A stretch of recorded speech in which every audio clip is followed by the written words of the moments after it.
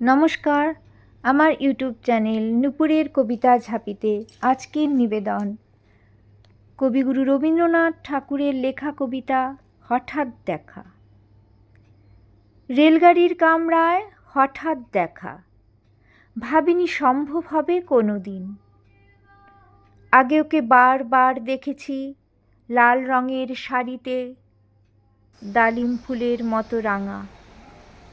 আজ পরেছে কালো রেশমের কাপড়, আঁচল তুলেছে মাথায়, দোলন চাঁপার মতো চিকন গৌর মুখখানি ঘিরে। মনে হলো কালো রঙে একটা গভীর দূরত্ব ঘনিয়ে নিয়েছে নিজের চারদিকে, যে দূরত্ব সর্ষে খেতে শেষ সীমানায়। শালবনের নীলাঞ্জনে থমকে গেল আমার মনটা, চেনা লোককে দেখলাম অচেনার গাম্ভীর্যে। হঠাৎ খবরের কাগজ ফেলে দিয়ে আমাকে করলে নমস্কার। সমাজবিধির পথ গেল খুলে, আলাপ করলেন শুরু।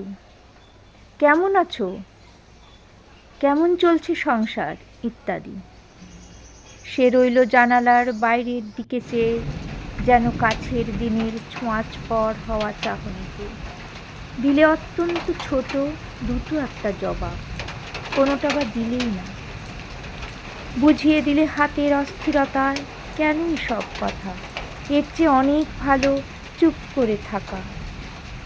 আমি ছিলাম অন্য বেঞ্চিতে ওর সাথীদের সঙ্গে, এক সময় আঙুল নেড়ে জানালে কাছে আসতে। মনে হলো কম সাহস নয়, বসলুম ওর এক বেঞ্চিতে। গাড়ির আওয়াজের আড়ালে বললেন মৃদু স্বরে, কিছু মনে করো না, সময় কোথা, সময় নষ্ট করবার।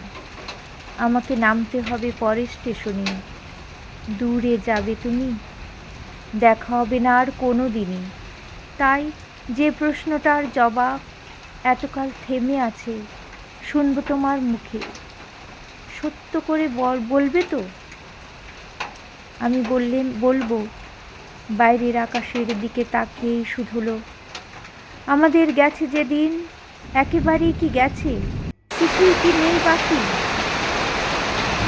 একটুকু রইলেন চুপ করে, তারপর বললেন, রাতের সব তারাই আছে দিনের আলো গভীর।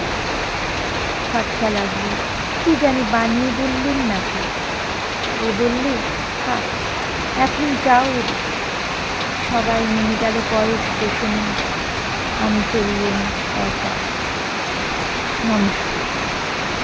আমার এই কবিতাটি যদি আপনাদের ভালো লেগে থাকে তাহলে please like, comment, share and subscribe.